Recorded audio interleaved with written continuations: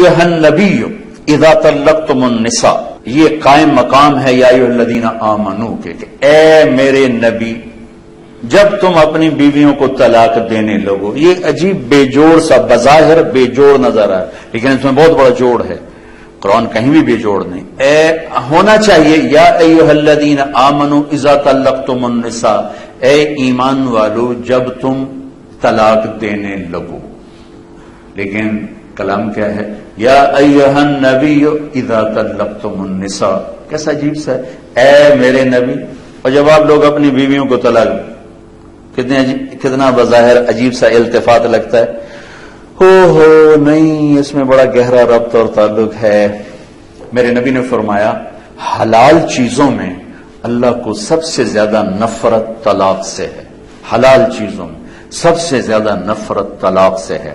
ابغض الحلال الطلاق، سب سے زیادہ نفرت اللہ کو طلاق سے ہے.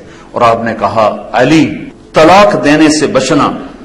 جب ناجائز طلاق دی جاتی اللہ کا عرش کانپ اٹھتا ہے، کانپ اٹھتا ہے. ابھی چند دن پہلے دو بہنیں ملی مجھے آ کے، تو ایک بہن کی گود میں بچی تھی. کہا جی خامن نے طلاق دے دی کہ بیٹی کیوں پیدا ہوئی؟ طلاق دے دی، بیٹی کیوں پیدا ہوئی؟ اللہ اکبر، کیا ظلم و ستم. چند دن پہلے ایک خاتون ملی، ان کی 3 بیٹیاں ہوئی، تو سسرال والوں نے گھر سے نکالے تو دیاں جمی جانے، گھروں کو بڑی منوس آ گئی. تو یہ دن رات کے واقعات ہیں، سن سن کے کلیجہ پھٹتا ہے میرا. یا ایھا النبی اذا طلقتم النساء، اللہ یوں کہہ رہا ہے اے میرے نبی میں آپ کو سفارشی بناتا ہوں ان ایمان والوں سے، آپ کے ذریعے سے بات کرتا ہوں کہ طلاق نہ دیا کریں، طلاق نہ دیا کریں. لیکن اگر دینی پڑ جائے، چونکہ طلاق ایک ضرورت کی چیز ہے کہ نباہ نہیں ہو رہا، ٹھیک، کسی وجہ سے نہیں ہو رہا، پھر ٹھیک. لیکن جیسے میں بتا رہا ہوں بیٹیاں پیدا ہو گئی طلاق دے دو، ساس کو بہو اچھی نہیں لگی طلاق دے دو، میں تیری ماں انہوں طلاق دے، میں تینوں اپنا دودھ نہیں معاف کرنا انہوں طلاق دے. یہ ظلم و ستم تقریباً ہر گھر کی کہانی ہے. باپ کو پسند نہیں آئی طلاق دے، مناسبت نہیں پیدا ہوئی، جوڑ نہیں بیٹھا، اب طلاق ہو سکتی. اب جبر کرنا نہیں بیٹی گزارا کر، نہیں بیٹی گزارا کر، یہ ایک اور طرح کا ظلم ہے کہ ہماری مشرق کی بچیاں سسک سسک کے پھر مر جاتی، کسی ویشی کے پلے پڑ گئی ہیں. وہ ہے ہی ایسا نہیں بدلنے والا، تو یہاں طلاق ہے کہ طلاق لو.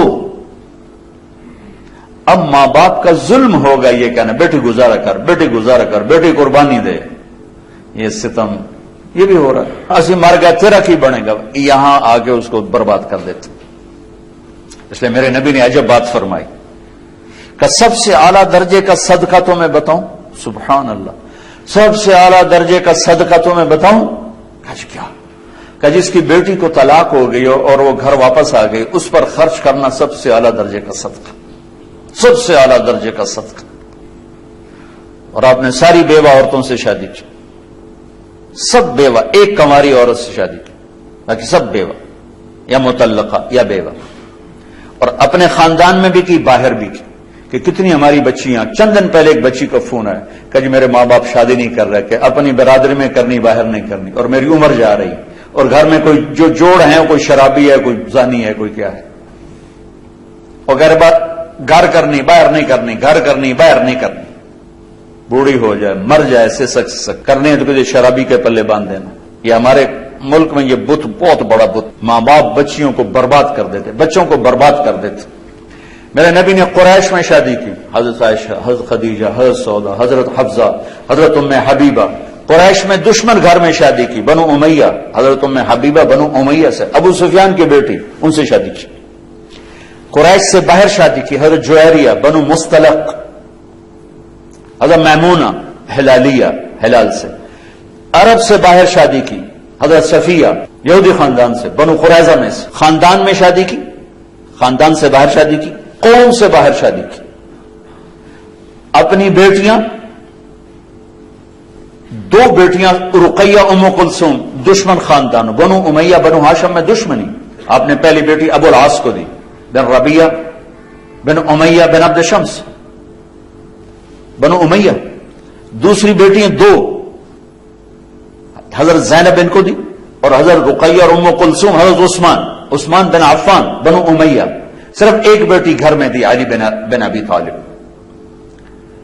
بنو ہاشم گھر میں ایک بچی، 3 بچیاں باہر، یعنی خاندان ہے لیکن دشمنی ہے، دشمنی ہے.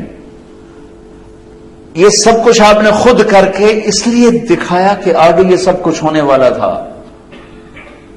یا ایھا النبی اذا طلقتم النساء، یہ یا ایھا النبی یہاں لائے ہیں اپنے نبی کو سفارشی بنا کر کہ امت محمد طلاق دینے سے بچنا.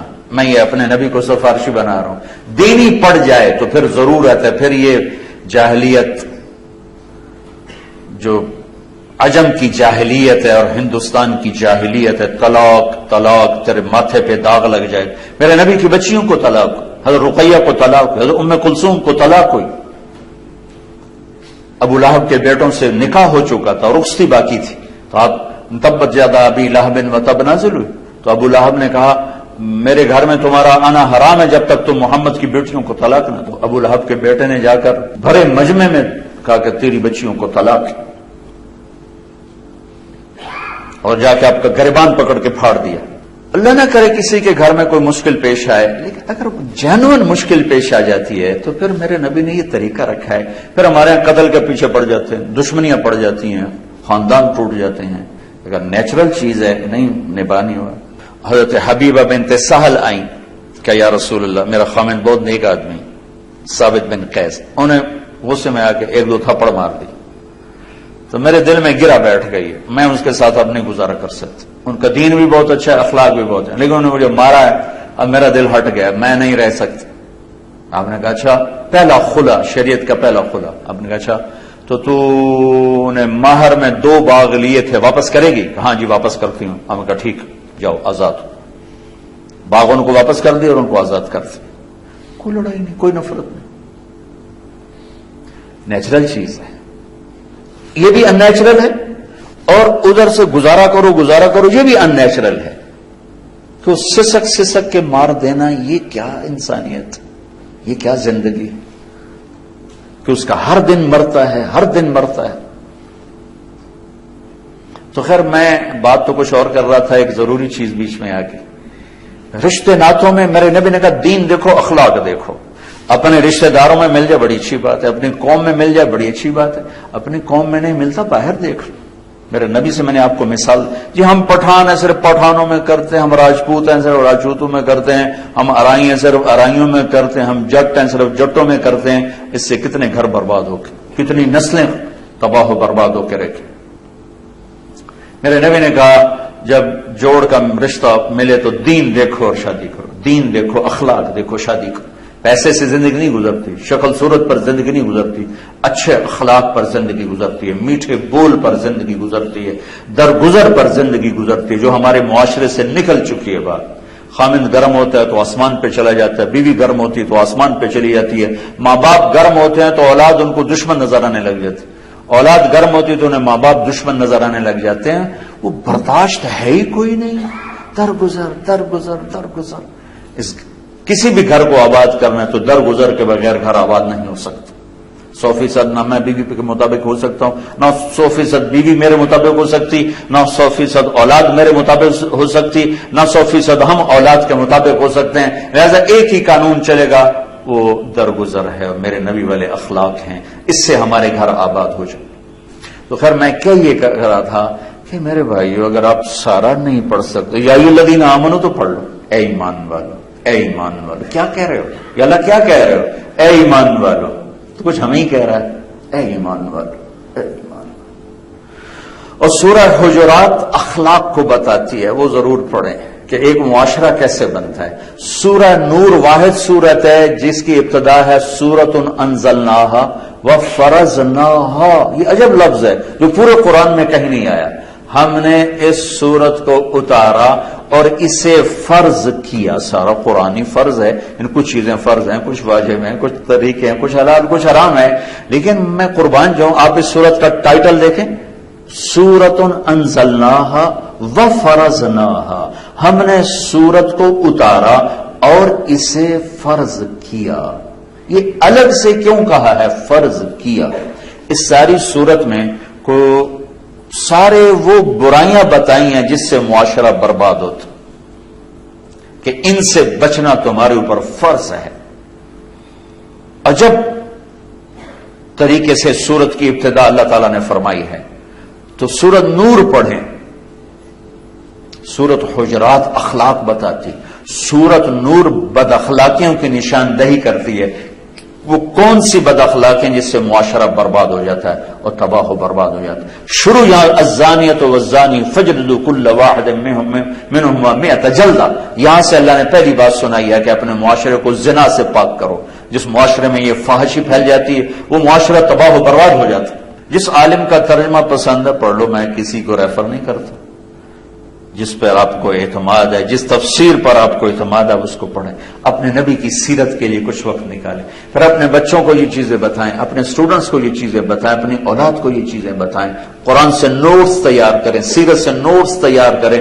1 منٹ کا درس 2 منٹ 3 منٹ روزانہ بھی نہیں، آف اینڈ آن، تو ایسے ایسا جاتا ہے، ایسے جاتا ہے، ایسے جاتا ہے، ایسے جاتا ہے، ایسے جاتا ہے۔ اور اپنی معاشرت میں اگر آپ نے معاشرت کو پازیٹو بنانا ہے تو پہلے آپ پازیٹو سوچ پیدا کریں، آپس کی لڑائیاں ختم کریں۔ ٹیچر ہو کر ایک دوسرے سے سلام کلام نہیں ہے۔ یہ کیسے ٹیچر ہیں جو ہیں ٹیچر ایک ادارے میں اور ایک دوسرے سے سلام ہی نہیں کرتے، ایک دوسرے سے بات ہی نہیں کرتے، ایک دوسرے سے نفرت ہے، ایک دوسرے کی ٹانگیں کھینچ رہے ہیں، ایک دوسرے کو گرانے کی کوشش کر رہے ہیں۔ تو جو یہ کریں گے وہی ان کے اسٹوڈنٹ کریں گے، چونکہ کیفیات تو آگے شفٹ ہوتی ہیں۔ تو وہ ادارہ ہی نہیں جس میں ایک ورکر دوسرے ورکر سے بات ہی نہیں، اور خاص طور پہ تعلیمی ادارہ ہو اور ٹیچر سے بغض رکھتا ہو، وہ تو اس نے تو اپنی بنیادیں اکھاڑ کے پھینک دی۔ چونکہ نیگیٹو یوں جاتا ہے، دیکھیں نا اے سی کی ٹھنڈک آ رہی کہ نہیں آ رہی، ایسے ہی انسانی جذبات آگے جاتے۔ تو آپ ایک ادارے میں رہنے والے لوگ، مرد عورت چھوٹے بڑے، ایک دوسرے سے بولتے نہیں، ایک دوسرے سے نفرت ہے، بغض ہے، حسد ہے، گرانے کی تدبیریں ہیں، تو آپ نے تو اپنی نسل کو پہلے سے ہی غلط راہوں پہ چلا دیا۔ آپ زبان سے جو مرضی کہیں، آپ کے اندر کی کیفیات آگے جاتی۔ تو اپنے ادارے کو حسد سے پاک کریں، بغض سے پاک کریں، نفرت سے پاک کریں، توڑ سے پاک کریں۔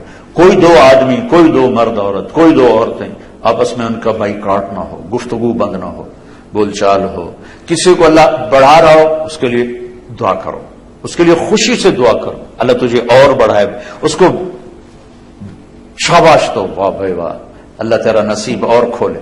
الگ بیٹھ کے اس کی ٹانگیں کھینچنے کی اسکیمیں نہ بناؤ کہ بھائی اے کری این تو سٹی ہے ساڑی آپ پہ ویکھی جیسے، یہ ہمارا ماحول ہے، اینو تو ہے کری سٹو نہ آپ پہ ویکھی جیسے۔